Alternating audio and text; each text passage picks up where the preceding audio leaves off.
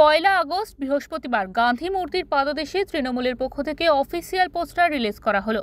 28শে August Trinamool ছাত্র পরিষদের প্রতিষ্ঠা দিবস। তার আগে তৃণমূলের পক্ষ থেকে অফিসিয়াল পোস্টার রিলিজ করা হয়। পোস্টার রিলিজ করেন বিধায়ক অশোক দেব ও তৃণমূল ছাত্র পরিষদের রাজ্য সভাপতি তৃণাঙ্কুর ভট্টাচার্য ও অন্যান্য নেতৃত্বরা। তৃণমূল সূত্রে খবর, এই পোস্টারগুলি আজ থেকেই বিভিন্ন কলেজ এবং বিভিন্ন জায়গায় লাগানো হবে।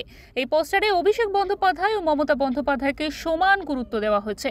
এছাড়াও ছাত্রছাত্রীদের অবয়ব রাখা হয়েছে পোস্টারে। এই বিষয়ে মুখ খোলেন রাজন্না হালদার। আমার মনে হয় যে যদি এরকম ভাবনা হয় বা যদি এরকম ভাবনা নাও হয়, দুটো ক্ষেত্রেই উভয় ক্ষেত্রেই এটা একটা গুরুত্বপূর্ণ বিষয় যে ছোটরা সবসময় পথ দেখিয়েছে, আগামী দিনেও নতুন প্রজন্ম বড়দের কথা শুনে পথ দেখাবে। এই বড়রা ছোটদের হাতে ব্যাটনটা তুলে দিয়েছে বলেই নতুনরা পথ দেখাতে পেরেছে। কিছুক্ষণ আগে অশোক দেব উপস্থিত ছিলেন, তিনি কিন্তু সেই প্রজন্ম যারা তৃণাঙ্কুর দাদের হাতে সেই ব্যাটনটা তুলে দিয়েছে।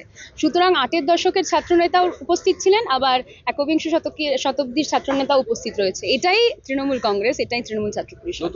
কলকাতা থেকে শেখ এরশাদের রিপোর্ট, ওঙ্কার বাংলা।